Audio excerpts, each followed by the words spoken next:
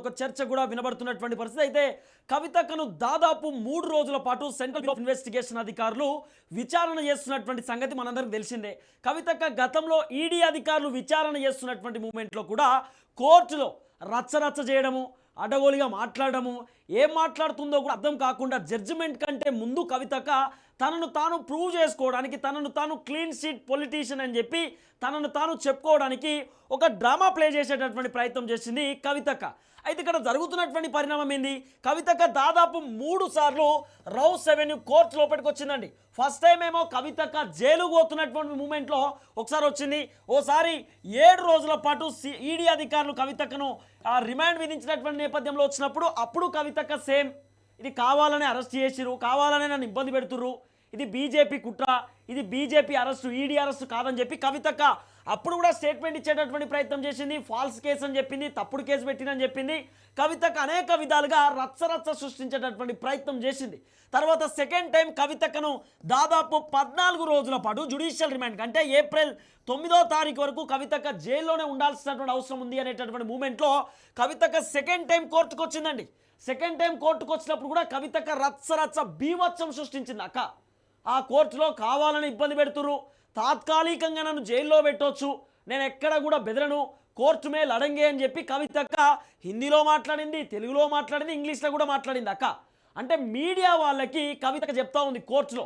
అంటే వాస్తవానికి ఏంటంటే ఇక్కడ ఒకవైపు ఏజెన్సీస్ కవితక్కను విచారణ చేస్తున్నటువంటి మూమెంట్లో, కోర్టులో కేసు ఉన్నటువంటి మూమెంట్లో ఒక వ్యక్తి మీడియాతో మాట్లాడేటటువంటి ఆస్కారం ఉండదట.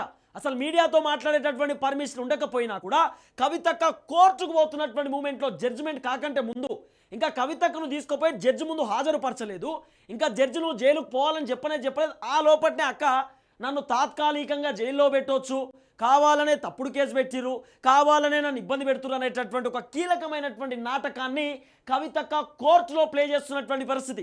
ఇదే విషయానికి సంబంధించి మీకు కొన్ని వీడియోలు కూడా చూపించేటటువంటి ప్రయత్నం చేస్తా. గతంలోనే ఈ వీడియోలు కూడా మీ ముందుకు తీసుకొచ్చేటటువంటి ప్రయత్నం కూడా చేసిన, కానీ కవితక్క మాట్లాడినటువంటి మాటలు ఒక్కసారి మీరు వినే ప్రయత్నం చేయండి. కోర్టు లోపట ఫస్ట్ టైం కవితక్కను కోర్టుకు తీసుకుపోయినటువంటి నేపథ్యంలో కవితక్క మాట్లాడినటువంటి మాటలు ఒకసారి మీరు వినేటటువంటి ప్రయత్నం చేయండి. కవితక్క కోర్టుకు తీసుకొస్తున్నప్పుడు ఇక్కడ మీడియాకి సంబంధించి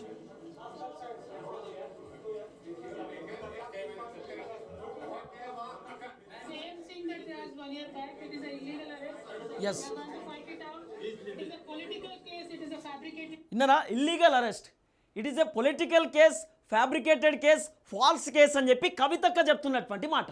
ఇంకా జడ్జి దగ్గర పోలేదండి అక్క. ఇంకా జడ్జి దగ్గర పోయి జడ్జి దగ్గర ముందు నిల్చోలే, ఇంకా జడ్జిమెంట్ కాలేదు, ఇంకా కేసు పూర్తి స్థాయిలో విచారణ కాలేదు. కవితక్క తనను తాను జడ్జిమెంట్ ఇచ్చుకుంటా ఉన్నది. కావాలని అరెస్ట్ చేసిరు, ఫాల్స్ కేసు, కావాలని ఇరికిస్తున్నారు, అడిగిన క్వశ్చన్సే మళ్ళీ అడుగుతున్నారు అని చెప్పి కవితక్కే మాట్లాడుతున్నది. ఇప్పుడు కవితక్కనే కేసు ఆమెనే వాదించుకుంటుంది, ఆమె కోర్టుకు పోతుంది, ఆమె జైలుకు పోతుంది, ఆమె బయటకు వస్తుంది. మరి జడ్జిలు ఎందుకండి, జడ్జిమెంట్ ఎందుకు, కోర్టులు ఎందుకు, చట్టాలు ఎందుకు, న్యాయస్థానాలు ఎందుకు అని చెప్పి నిన్న జడ్జి మాస్ వార్నింగ్ ఇచ్చింది అనేటటువంటి ఒక చర్చ వినబడతా ఉన్నది. నిన్న బీభత్సమైనటువంటి రచ్చ కూడా చేసిందట అక్క. ఆ వీడియో కూడా ఉన్నది, ఆ వీడియో కూడా చూపించే ప్రయత్నం చేస్తా. సో ఫస్ట్ టైం వీడియో ఇది, ఒకసారి చూడండి. ఎస్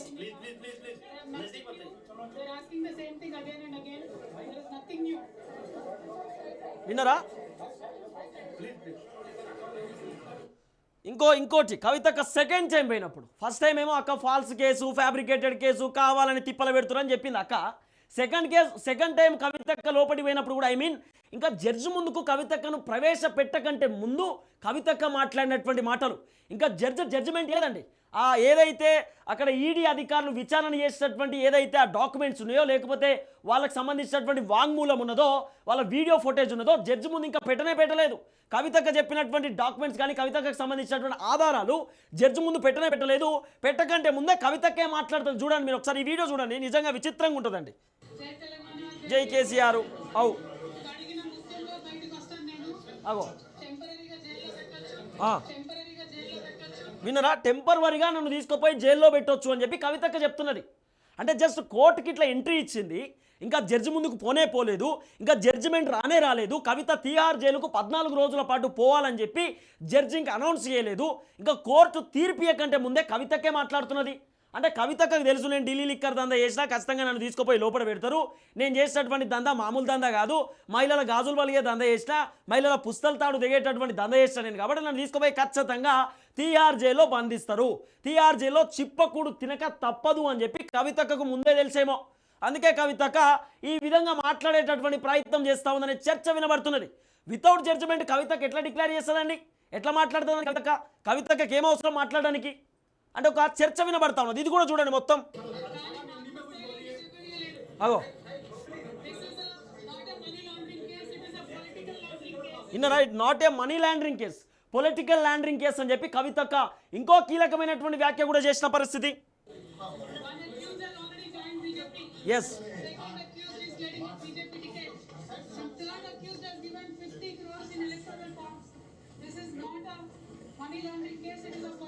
విన్నారా, ఆల్రెడీ కవితకు వెళ్ళండి వెళ్ళండి అని చెప్పి అక్కడ ఉన్నటువంటి ఉన్నతాధికారులు చెప్తా ఉన్నారు. పోలీస్ అధికారులు కూడా మాట్లాడొద్దు అంటూ హెచ్చరిస్తున్నటువంటి నేపథ్యంలో కూడా కవితక్క కోర్టులో మీడియాతో మాట్లాడే ప్రయత్నం చేస్తూ ఉంది. ఎందుకంటే ఒకవేళ కవితక్క కనుక కోర్టు రోజ్ అవెన్యూ కోర్టు ఒక 10 నిమిషాల పాటు మీరు ప్రెస్ మీట్ ఇవ్వచ్చు అని చెప్పి కవితక్కని చెప్పిరాను, ఆమె 2-3 గంటల సేపు పెడుతుంది ప్రెస్ మీట్. అంత బాధ ఉంటుంది అక్కకు. అసలు పర్మిషన్ లేదు, అసలు కోర్టు అనుమతించలేదు. ఎట్టి పరిస్థితుల్లో విచారణ జరుగుతున్నటువంటి నేపథ్యంలో కానీ కోర్టులో కేసు ఉన్నటువంటి నేపథ్యంలో ఎట్టి పరిస్థితులలో మీడియాతో మాట్లాడొద్దు. ఎందుకంటే ఇక్కడ కేసు ఇంకా ఫైనలైజ్ కాలేదు, ఇంకా మీరు నిందితురాలు లెక్కనే ఉన్నారు, ఇంకా మీరు అనుమానాస్పదంగా మాత్రమే ఉన్నారు, ఇంకా మీరు పూర్తి స్థాయిలో మీ పైన మేము పూర్తి స్థాయిలో ఇంకా వేటు వేయలేదు, కాబట్టి ఎట్లా మాట్లాడతారు అనేటటువంటి ఒక కోణంలో కూడా నిన్న జడ్జి వార్నింగ్ ఇచ్చింది అనేటటువంటి అంశం కూడా వినబడుతున్న పరిస్థితి. ఒకసారి మళ్ళీ చూడండి.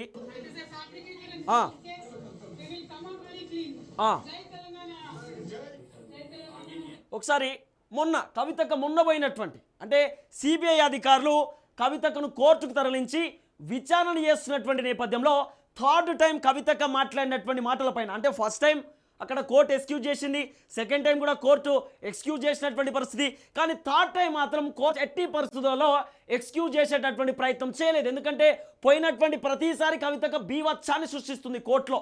ఆమెను తనను తాను క్లీన్ షీట్ పొలిటీషియన్ లెక్క, నేను శుద్ధపూస, నేను సాంప్రదాయని అన్నట్టు, నేను ఏం తప్పు చేయలేదు అన్నట్టు తనను తాను ప్రూవ్ చేసుకోవడానికి ఎంతసేపు జై తెలంగాణ జై కేసీఆర్ అని చెప్పి నినాదాలు వేయడం కోర్టులో.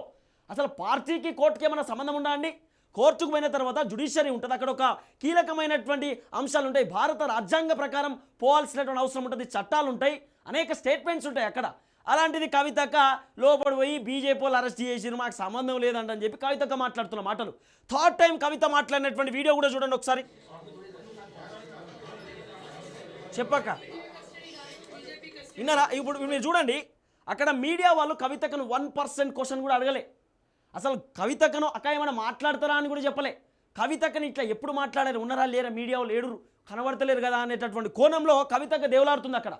మీరు చూడండి అంత ఎంత ఉత్సాహం అక్కకు, తొందర మాట్లాడాలి అనేటటువంటి కవితక్క ఏమంటారు తాప్రధ్యాయం. ఇక చూడండి ఒకసారి మళ్ళా తపన పడుతుంది అక్క. ఇగో వచ్చేసిందండి.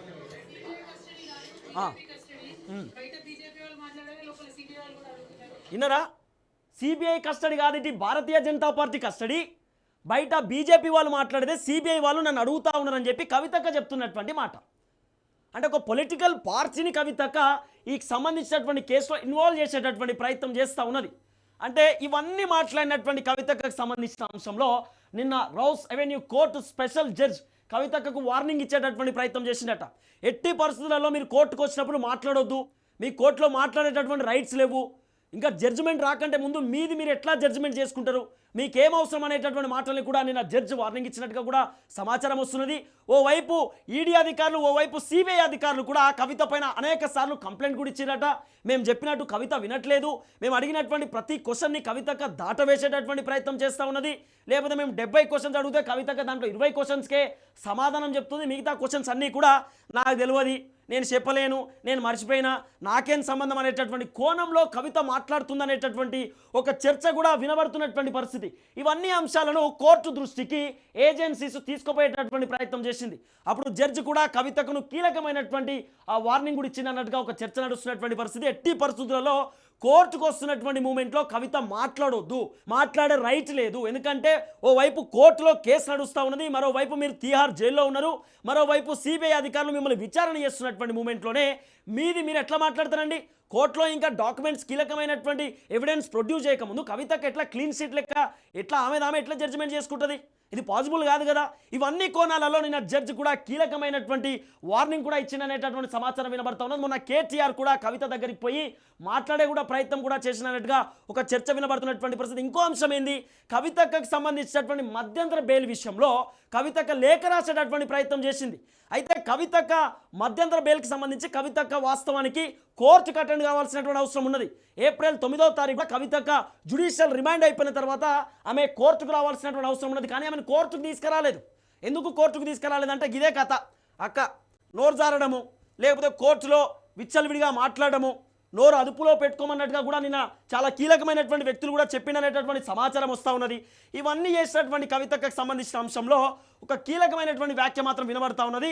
ఇట్లా కనుక కవితకు వితౌట్ పర్మిషన్ మాట్లాడితే, ఇష్టం ఉన్నట్టు మాట్లాడము, ఇక్కడ కోర్టును అగౌరవపరచడము, లేకపోతే చట్టాలను అగౌరవపరచడము, ఇక్కడ ఉన్నటువంటి ఎవరైతే ఉన్నత అధికారులను అగౌరవపరచడము, ఈడీ పైన అట్లనే సిబిఐ పైన బురద జల్లేటటువంటి కార్యక్రమం కవిత చేస్తూ ఉంది. కాబట్టి అట్లా చేస్తే ఖచ్చితంగా ఇంకా శిక్ష ఎక్కువ పడేటటువంటి అవకాశం కూడా ఉండొచ్చు. కాబట్టి ఎట్టి పరిస్థితులలో నోరు జారొద్దు, నోరు అదుపులో పెట్టుకోండి అనేటటువంటి ఒక కీలకమైనటువంటి వ్యాఖ్యాన్ని కూడా నిన్న వార్నింగ్ ఇచ్చినట్టుగా కూడా తెలుస్తున్నటువంటి పరిస్థితి. మొత్తానికి కవితక 3 రోజుల పాటు సిబిఐ విచారణలో ఉన్నటువంటి సిచ్యువేషన్.